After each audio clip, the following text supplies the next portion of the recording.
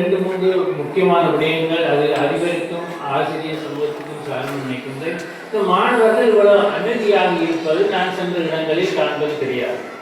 இவ்வளவு பொறுமையாக இந்த மாணவர்கள் அமைதியாக இருந்து இந்த விழாவை இவ்வளவு நேரம் இங்கு நடந்த நிகழ்வுகளை பொறுமையாக இருந்து இன்னைக்கு கிட்டத்தட்ட 2-3 மத்தியானம் ஆயிட்டது. 3 மணி இருந்த பல நிகழ்வுகளில் இந்த மாணவர்கள் எவ்வளவு புறப்படி செய்து கொண்டிருக்கிறார்கள். அதே போல இந்த பரிசுகள் வழங்கும் போது ஆசிரியர்கள் இந்த ஒழுங்கமைத்து இந்த மாணவிகளை ஒரு ஒழுங்காக செல்வதற்கு ஆசிரியர்களும் மாணவர் தலைவர்களும் இங்கு செய்திருக்கின்ற ஏற்பாடுகள் இந்த மாணவர்கள் எவ்வாறு ஒழுக்கமாக ஒழுங்குமுறை நான் பல இடங்களுக்கு பிரியான நிகழ்ச்சிகளுக்கு சென்ற அனுபவத்தை வைத்து கூறுகின்றேன். பல இடங்களில் இந்த இதுகளை கவனிப்பதில்லை அதிபர்கள் அல்லது அது ஆசிரியர் ஏதோ மாணவர்கள் தந்தாலும் கருத்துக்கிறதாக போறார்கள் என்று ஏனைய ஒழுங்கு விதிகளை பிடிக்க இது இந்த நிகழ்வுக்கான ஒழுங்கு விதி அல்ல. இந்த மாணவ சமுதாயத்திலே மனதில் அவருடைய மனதில் படிகின்ற ஒரு ஒழுங்குமுறை. இப்போ அதுதான் எங்களுடைய செயற்பாடுகள் அமைய வேண்டும் என்று இந்த இளம்பெற பராயத்திலே தங்களுடைய வாழ்வை அமைக்கின்ற ஒழுங்கான முறைகளை இந்த பாடசாலை அந்த மாணவர்களுக்கு எடுத்து கூறுகின்ற அல்லது எடுத்து அனுபவ ரீதியாக அவர்களுக்கு சொல்லுகின்ற ஒரு அனுபவம். நான் என்னுடைய பாடசாலையிலே நான் படிக்கும் போது அப்போது C.K. கந்தசாமி அவர்கள் அதிபராக இருந்தார். உங்களுக்கு தெரிந்து உயர்தர கல்வி படிக்கும் போது டின்னர் என்று நடக்கிறது. டின்னருக்கு முதல் அவர் ஒரு கூட்டம் வைத்து அதில் இந்த மாதிரி சாப்பிட வேண்டும். அந்த ஒரு சாப்பாட்டுக்கு போனால் என்ன மாதிரி சாப்பாடு வேண்டும், அந்த சாப்பாடு முறைகள் என்ன என்பது கூட சொல்லி தருவார். இது பாடசாலை இன்னைக்கு நான் இதை பின்பற்றி கொண்டிருக்கேன். எனக்கு இன்றைக்கும் ஒரு டின்னருக்கு போனால் C.K. கந்தசாமி தான் என் மனதுக்கு முன்னால் ஏனென்றால் அவர் அந்த மேடையில் இருந்து எங்களுக்கு அந்த சொல்லி தந்த வழிமுறைகள் இவ்வாறுதான் நீங்கள் ஒரு சாப்பாட்டுக்கு போனால் இந்த மேடையில் மேசையிலாம் என்று மற்றவர்களுக்கு இடங்கள் இல்லாமல் என்ன மாதிரி ஒரு பண்பாக சாப்பிடுவது. ஆதலால் பாடசாலை என்பது தனிய படிப்புக்கு அல்லது மட்டும் ஒரு நிலையம் அல்ல, ஒருவரை ஆளாக்குகின்ற அவரை ஒரு மனிதனாக்குகின்ற ஒரு ஸ்தாபனம். ஆதலால் அந்த வழியிலே இங்கே நான் அண்மையில் ஒரு பாடசாலைக்கு சென்றிருந்தேன். அங்கு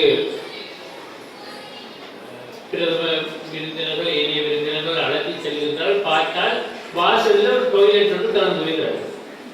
இதெல்லாம் ஒரு அதிபர்கள் அன்றைக்கு ஆசிரியர்கள் ஒரு இந்த மாதிரி சிந்திக்கின்றார்கள், இந்த மாதிரி மாணவர்களை வழி நடத்துகின்றார்கள் என்பதற்கு அது உதாரணம்.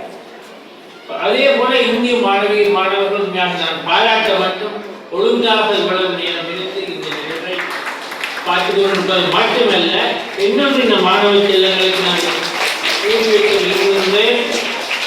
இந்த இந்திய ஒரு பகுதியினர் கருத்து பெறுகின்றார்கள், இன்னொரு பகுதியில் பார்த்துக் கொண்டிருக்கின்றார்கள். நான் பார்த்துக் கொண்டிருக்கின்ற மாணவர்களுக்கு கூறி வைக்க விரும்புகின்றேன், நீங்கள் தோற்றவர்கள் அல்ல. நீங்கள் இந்த முறை இந்த பரிசை பெற சந்தர்ப்பங்கள் ஒரு சோதனையில் பாஸ் பண்ணுவது என்பது இல்லாட்டி ஒரு சோதனையில் சித்தி அடைவது என்பது அந்த குறிக்கப்பட்ட காரணத்தில் அந்த குறிக்கப்பட்ட பரீட்சை எழுதும் போது நடந்த ஒரு நிகழ்வு. இன்னொரு சந்தர்ப்பத்தில் இன்னொரு பரீட்சை எழுதும் போது அல்லது இன்னொரு விடயத்தில் இன்னொரு துறையில் நீங்கள் திறமைசாலிகளாக இருப்பீர்கள். இந்த உலகத்தில் பிறந்த ஒருவரும் திறமைசாலிகள், ஆனால் ஒருவரும் துறைகளில் அந்த துறைகளில் நாங்கள் நம்முடைய திறமையை காட்டுவதற்கு சந்தர்ப்ப சூழல் எமது நாட்டில் எல்லா துறைகளிலும் இல்லை என்பது சமூகம் சார்ந்த நாங்கள் வாழ்கின்ற சூழலில் எல்லா துறைகளிலும் திறமையை காட்டக்கூடிய ஏற்கனவே தெரியக்கூடியதாக இங்கிருந்து புலம்பெயர்ந்து வெளிநாடுகளில் வாழ்கின்ற எத்தனையோ இங்கு படிப்பு துறைகளிலே தாங்கள் ஒரு நிலைக்கு மேலே செல்ல முடியாமல் இருந்தவர் அந்த வேறு துறைகளில் அந்தந்த நாடுகளிலே முன்னணியில் நிற்கின்றார். அமெரிக்கா, கனடா, ஐரோப்பிய நாடுகளிலே பல விடயங்களில் எங்களுடைய மாணவர்கள் எங்களுடைய இளைஞர்கள் முன்னணியில் நிற்கிறார்கள் என்றால் அதற்கு காரணம் அந்த அவ்வாறு முன்னணியில் வருவதற்குரிய சூழலை இந்த சமூகம் இந்த நாடு நம்மளுக்கு ஏற்படுத்தி தேவையில்லை. ஆதலால் இங்கே வீட்டிருக்கின்ற இந்த பரிசுகளை பெறாத மாணவர்கள் நீங்கள் தோற்றவர்கள் அல்ல. உங்களுக்கு உங்களுடைய திறமைகளை வெளிக்காட்டக்கூடிய சந்தர்ப்பம் உங்களுக்கு கிடைக்கவில்லை. ஆசிரியர் பரிசை எழுதின சந்தர்ப்பமாக இருக்கலாம் அல்லது நீங்கள் வேறு துறைகளில் நீங்கள் திறமை கொண்டவர்களாக இருக்கலாம், அந்த துறையை வெளிக்காட்டக்கூடிய சந்தர்ப்பங்கள் கிடைக்காமல் இருக்கலாம். அதனால் இன்று ஒப்பீட்டளவிலே நாங்கள் பயின்ற காலங்களோடு ஒப்பிடும் போது இன்றைக்கு இலங்கையில் பல துறைகளிலும் பல பாடவிதானங்களிலும் இங்கே பரீட்சை திணைக்களங்களால் நடத்தப்படுகின்ற பரீட்சைகள் தவிர்த்த ஏனைய எத்தனை துறைகளில் பரீட்சைகள் செய்யக்கூடிய வாய்ப்புகள் கூட இன்றைக்கு உருவாகி கொண்டு வருகின்றன. ஆதலால் நீங்கள் அடுத்த முறை இதே போன்று நீங்களும் பரிசில் பெறுவதற்கான முயற்சிகளை பெற வேண்டும். எவ்வாறு மட்டுமான காலத்திலே அதனுடைய வளர்ச்சி, இந்த ஒன்று பாடசாலையின் வளர்ச்சி என்பது அதனுடைய கட்டிட வளர்ச்சியோ இல்லாட்டி மாணவர்கள் பாடசாலையிலே சித்தியது ஒரு வளர்ச்சியின் ஒரு அம்சம். சோதனைகளில் மாவட்ட ரீதியாக, மாகாண ரீதியாக,